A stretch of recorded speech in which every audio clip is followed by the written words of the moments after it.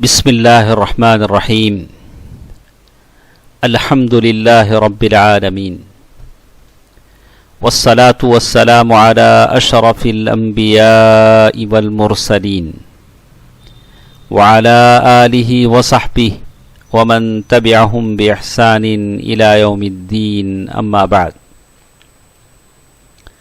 محترم حضرات و خواتین، اللہ تعالیٰ کا بڑا ہی فضل و کرم ہے کہ اس نے ہمیں ان نیک بندوں میں سے بنایا ہے جو اپنی مصروف زندگی میں سے اللہ کے لیے جتنا وقت نکالنا ہے اتنا وقت نکالنے کی ہم کوشش کرتے ہیں، اس لیے کہ ساری زندگی متاع حیات اللہ تعالیٰ کی دی ہوئی ہے۔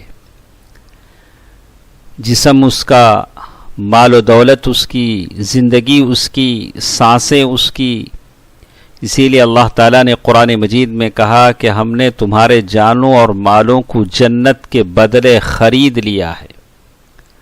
اللہ تعالیٰ کے فضل و کرم سے ہم لوگ دلوں کے اعمال کے سلسلے کی کچھ باتیں سن رہے ہیں، اور سب سے پہلی بات جو ہم نے ان دروس میں، ان روزانہ کے جو دروس ہمارے پاس آتے ہیں دلوں کے اعمال کے نام سے، پہلی بات ہم نے سنا اخلاص کے بارے میں۔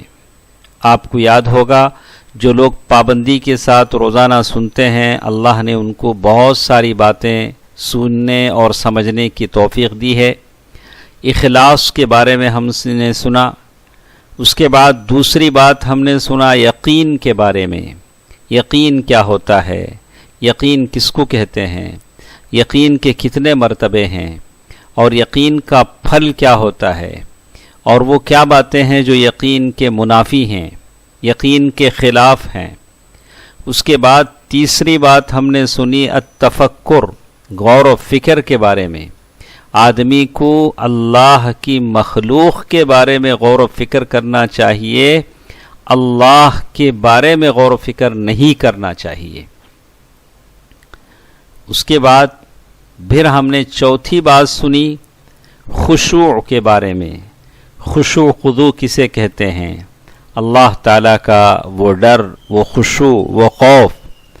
اور پھر پانچویں بات ہم نے سنی مراقبے کے بارے میں، یعنی اس بات کا احساس کہ اللہ تبارک و تعالیٰ مجھے اور آپ کو دیکھ رہا ہے۔ تو اس طرح سے یہ 5 باتیں دلوں کے اعمال میں شامل ہیں۔ چلیے دیکھتے ہیں اللہ تعالیٰ کی توفیق سے آج ایک 6ویں بات جو دلوں کے اعمال میں شمار ہوتی ہے، اس کو کہتے ہیں الورع۔ الورع اس کا کیا مطلب ہوتا ہے، اس کے معنی کیا ہوتے ہیں، اس کو ہم سب سے پہلے جاننے کی کوشش کریں گے کہ ورع کہتے کسے ہیں اور اس کے کیا معنی ہوتے ہیں، تاکہ پوری طرح ہم بات کو سمجھ سکیں اور اچھی طرح بات کو اخذ کر سکیں۔ دلوں کے اعمال میں سے یہ ایک عمل ہمارے پاس ہے الورع کے معنی میں کہ الورع کسے کہتے ہیں۔ سب سے پہلی چیز الورع، ورع کہتے ہیں ایک عادت اور اچھی خصلت ہے جو انسان میں ہونی چاہیے۔ یہ ورع پرہیزگاری آپ کہہ لیجئے، اردو میں اگر ہم آپ کو سمجھانا چاہیں پرہیزگاری، یہ بڑے آدمیوں کی عادت ہوتی ہے جو بہت ہی تقوی والے ہوتے ہیں۔ تو یہ زمانے میں خاص کر ہمارے لیے ضروری ہے کہ ہم جانیں کہ یہ ورع پرہیزگاری کیا ہوتی ہے، تاکہ ہم اس کو لے کر اللہ کے ساتھ اپنا تعلق اچھا کر لیں، اور اپنے آپ کے ساتھ اور دوسروں کے ساتھ۔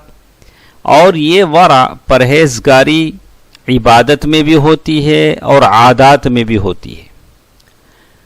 اسی کے چلتے چلتے میں آپ کو ایک بات بتا دوں،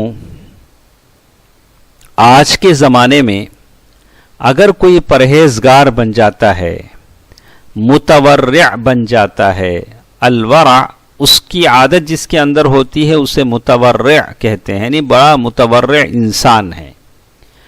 تو ایسا انسان اگر کوئی آ جاتا ہے تو آج کے زمانے میں اسے لوگ کہتے ہیں بڑا متشدد ہے، بڑا تکلف کرتا ہے، بڑی سختی کرتا ہے. جیسے آج کل لوگ کہتے ہیں اگر کسی ولیمے میں چلے جائیں جہاں قوالی ہو رہی ہو، جہاں گانا ہو رہا ہو، جہاں ایک اسٹیج پر دلہا اور دلہن ساتھ ساتھ بیٹھے ہوں، جہاں ویڈیوگرافی ہو رہی ہو، اگر کوئی متورع انسان، پرہیزگار انسان وہاں کھانا کھائے بغیر، وہاں لوگوں کے ساتھ کھائے بغیر اگر نکل کر باہر آ جاتا ہے کہ یہاں برائی ہو رہی ہے، تو ایسے آدمی کو لوگ طعنے دیتے ہیں. لوگ کہتے ہیں کہ ارے بڑا متشدد انسان ہے. اور کبھی اس کی طرف دیکھتے ہیں کہ دین میں بہت غلو سے کام کرتا ہے، بہت زیادتی کرتا ہے. تو اس طرح سے آج لوگوں کی باتیں ہر متورع انسان کے ساتھ ہوتی ہیں. تو آج میں نے مناسب سمجھا کہ آپ کو بتا دوں کہ یہ الورع دلوں کے اعمال میں سے ایک عمل ہے، یعنی پرہیزگاری. انسان جب پرہیزگاری اختیار کر لیتا ہے تو یہ اس کے دل کا عمل ہے.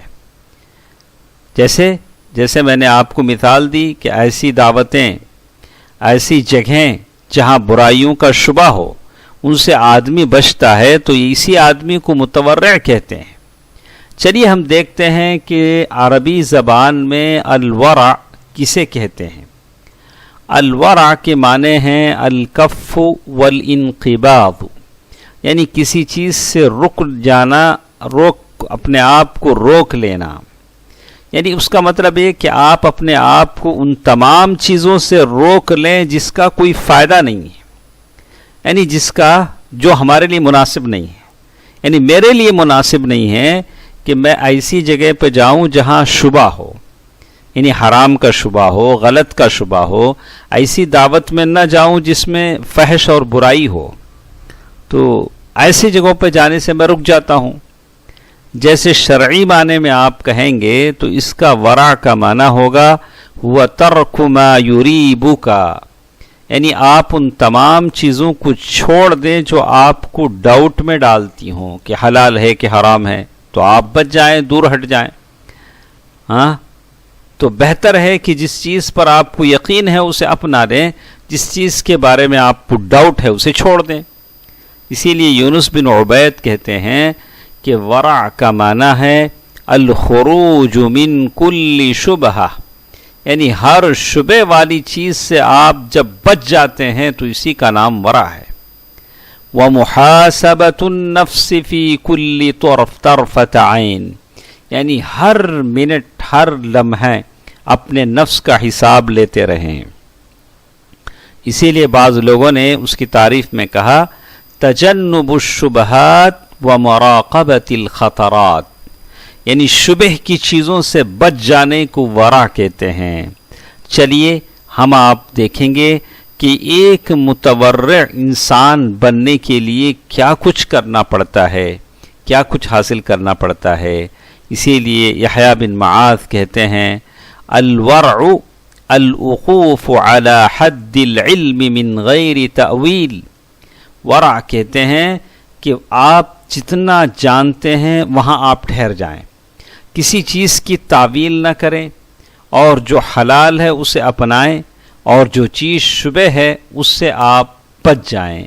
انشاءاللہ کچھ باتیں کل کے درس میں ہمارے ساتھ رہیں گی اسی الورع کے بارے میں. الورع کہتے ہیں پرہیزگاری کو، تقوی کو، کہ آپ اور میں شبہ کی چیزوں سے بچ جائیں. انشاءاللہ کل کے درس میں ہم مزید باتیں سنیں گے. اللہ تعالی مجھے اور آپ کو سننے سے زیادہ عمل کرنے کی توفیق دے. آمین. والسلام علیکم ورحمۃ اللہ وبرکاتہ.